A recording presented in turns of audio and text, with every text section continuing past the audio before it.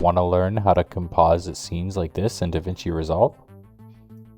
Hey guys, today I'm going to be covering how to do some basic compositing in DaVinci Resolve. I kind of do this a lot in my edits, especially my abstract ones, compositing characters onto specific backgrounds, making it look like the scenes are a little bit more blended. I'm just going to make this quick tutorial, show you guys what I do for compositing. Alright, so first thing I just have a character right here.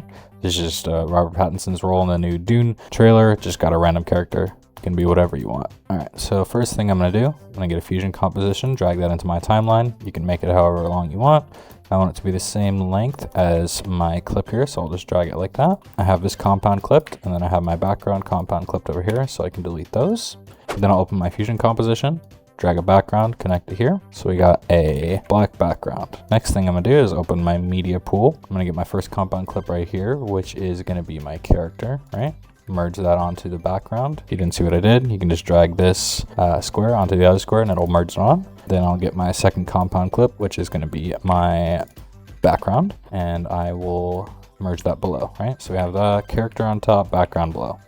Now, the first thing you're going to want to do, this is studio only, you're going to magic mask your character out. You can use a polygon mask with a matte control if you want, if you don't have the studio version. So we're gonna mask it out. Now if we view our media, we have it like this. So we have our character on top of our background. Now obviously the lighting is way different, that it doesn't match at all. So I'm gonna show you some basic compositing tips that I use in my edits.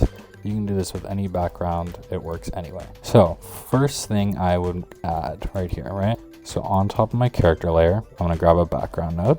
Then I'm going to connect the output of the mask into the blue input of the background, right? We have a black background, so that gives us this masked out version of our character with just black over top of it.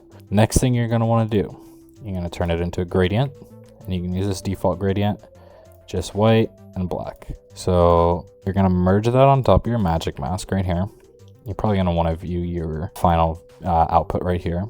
And the idea is this, you want the white point to be where the light is coming from. So the light is coming from behind him, and then the darkest point of him is going to be probably somewhere around here. You're probably just going to say, oh, it's just a white and black gradient over top the character. Here's where the apply modes come in. So you're going to go to your merge node where your background is. Then you're going to look for soft light.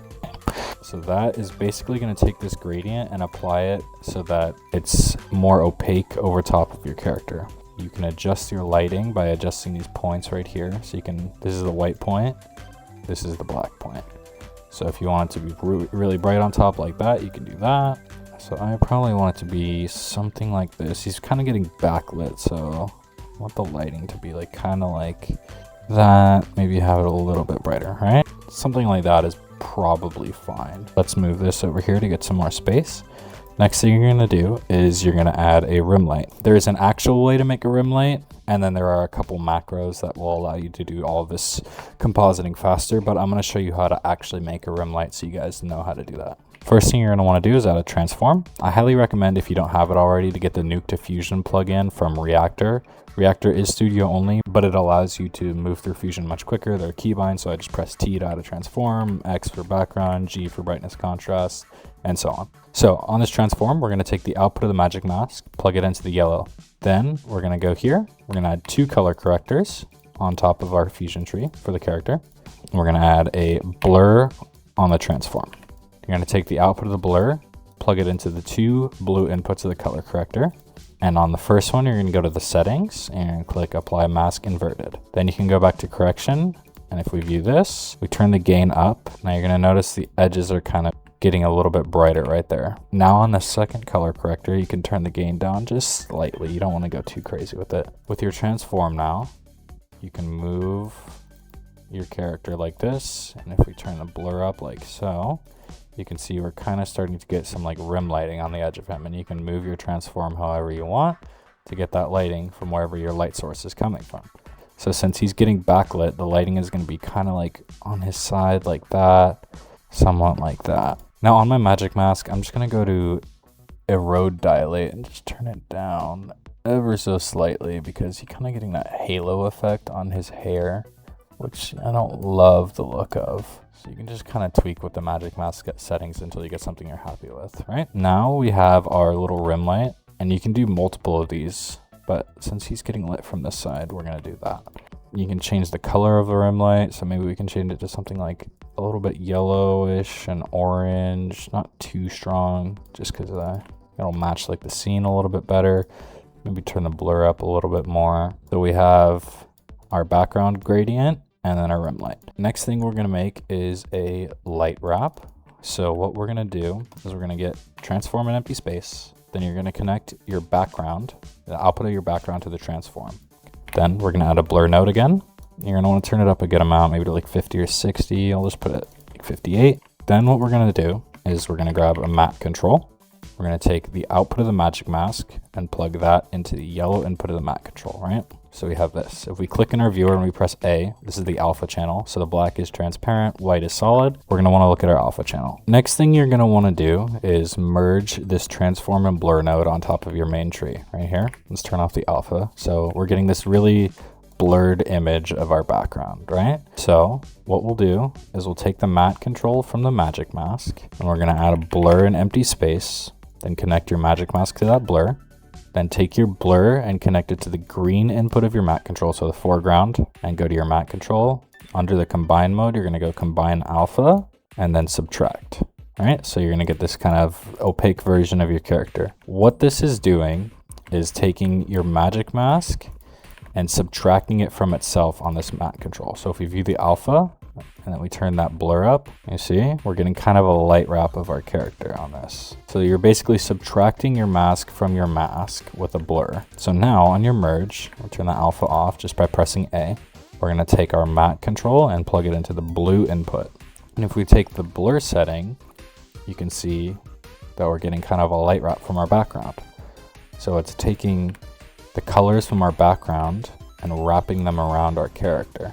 So now if we look at our final, you can see you're getting that halo effect still. So what I would do to fix this is just go to your magic mask, go to faster, because sometimes better can be a little bit weird looking. And then you can make some adjustments from here. So you get these kind of jagged edges. So to get rid of these jagged edges, you really just want to turn the blur up a super small amount.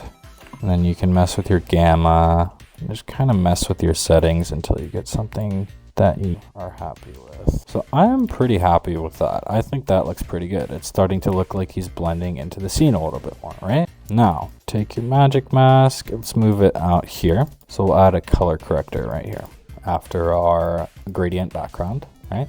So we have that. So add a color corrector, and then we'll take the output of our background here, plug it into the green input of the color corrector, and we'll go to menu, histogram, and then we'll click match. So you're gonna get this really kind of like blown out version of your character that looks really bad at first. First thing you're gonna wanna do, take the output of your merge, plug it into the blue input. So that'll just have the colors on your mask and not the background at all, right? So I'll get rid of that like color in the background. Next thing you're gonna wanna do is turn down the match RGB slider a decent amount. And you can turn up your smooth correction. You really want to be very, very like slight with these sliders. Otherwise your image is going to look kind of like washed out and terrible. So you just want to have it very slight. We can view our out over here, our final image, to kind of see what it's looking like all together. Right? You just want to kind of mess with these sliders very, very slightly. And then we can maybe make him a little bit darker here. And maybe a little bit more light here. And remember, all of this is like very subjective, but it's starting to come together and you can kind of see. So we have our original clip here and our other clip here. So it's looking like pretty decent. So this is like a very basic way of blending your character into a scene that is not the original background, right? So we have our light wrap, our rim light, our gradient lighting, and then we also have our color match of the scene. Some more things you can add to make it look nicer. Tilt shift blur, this is studio only, so you can kind of blur the background to hide some of those like imperfections, right? So we got that tilt shift blur. It focuses on the line right here. And then another trick that I like to do is grab a background node, merge it on top of our tilt shift blur. Then we grab a rectangle mask, plug it into the background right here. And we're gonna want to focus it on our character, invert it, turn our soft edge all the way up. And then under your apply mode on your merge, soft light, right? So that'll give that background kind of like a nice like cinematic feeling. You can expand your mask, mess with the soft edge, do whatever you want until you get something you're pretty happy with, right? I kind of like that. It looks pretty good. Another thing that you can add is lens flares. Lens flares are always really good. You can just use optical flares, right? So let's grab something that we think would look kind of nice. Maybe this one, right? That doesn't look too bad. Kind of want to have it coming from where the light is coming from. You can turn the size down slightly, mess with the glass angle if you want to have some nice little flares coming in, right? So it's starting to come together. You guys can kind of see how it all works. And then you can add some color correction to get rid of some of that like haziness. So something I like to add is dehaze, right? Obviously that's very, very saturated, so we're going to want to turn our dehaze strength down, but just get it so that it's like looking a little bit less washed out, so we can disable that. It looks a little bit better. Then you can add like film looks creator, all right? Mess with whatever presets you want. I like to use the Akaska or the Aurora. I think the Aurora looks really nice on this one. So you can mess with the sliders here. Definitely want to have some grain on there. Grain is always really nice. Yeah, it's, as you can see, it's starting to come together. The film looks creator has all these different settings that you can mess with. So you got like vignette, halation, bloom, grain, whatever you want to mess with. So that's looking pretty nice. And next thing you're going to want to do, I forgot to mention this at the beginning. We look at our video, we can see that this is kind of like a little bit of a camera shake. So what you can do is add just a basic camera shake node on your guy. You can do some like tracking if you want to. I'm just going to do this because there's hardly any movement. You're going to turn the speed way down. Turn the overall strength. Gonna transform so the edges of him are not going out of screen. I'm gonna turn the Y deviation up because as you can see, there's more vertical shake than horizontal shake. So just get something that you think might kind of match the camera movements. I think that looks pretty good, right? Yeah, sure, that looks decent to me. And you can do like tracking and track your character on that. This is just a very basic way to do it right now. So this is looking pretty decent. I want to adjust my background to make this side of him a little bit darker.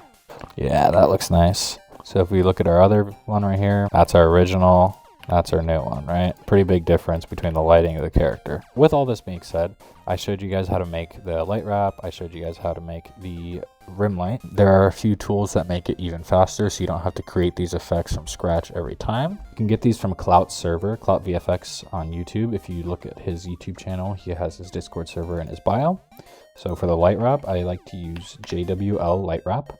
All you need to do is get your background, which is going to be over here. And you're going to plug that into the yellow input, then take your mask and plug that into the green input. So it gives you this light wrap, and you can mess with these settings, do whatever you want. And then all you would do normally is just take the light wrap and merge it on top. So you have your light wrap here. Then you can add like brightness and contrast to make it brighter. You can do the same thing on your homemade effect as well. So it's going to be JWL light wrap for your light wrap. Next, you can use rim light CC for your rim light if you want to. So it's the same thing that we created earlier, just a different angle. You can adjust the strength, blur of it. There's some more like customizable sliders on this one, the detail. There's a color wheel for whatever you want to do there. So that's going to be your rim light. Another really, really good tool that combines some of these is F_mask lighting. This is Fruki's fuse that he made. So it automatically adds the gradient over here. So you can see your gradient sliders. So if we drag those inwards, this is going to be your dark input, I believe. You got your black side and then your white side. So it's the same thing that we did earlier with this gradient. So we have the dark and the light. You can adjust those how you want. And then this also has a built-in rim light. All right, so you can adjust that. You can soften it, soften the gradient light, all these different customizable sliders. So F_mask lighting is really, really useful for compositing. It's basically a combination of your gradient light in addition to your rim light. So those are some shortcuts to make all this stuff faster. But again, I just wanted to teach you guys like how to actually make it before showing you the shortcuts, because I think it's important for you to learn what is going on with all these effects. So yeah, that's a very, very basic rundown of how I composite scenes. Obviously, you can use whatever backgrounds you want. It's totally up to you. You can mess with your settings. It's all subjective. So you do whatever you want. Thank you guys for checking out this tutorial. Let me know if you have any other ideas of what you want me to create tutorial wise in the comments. And yeah, I'll see you guys in the next video. Thank you for watching.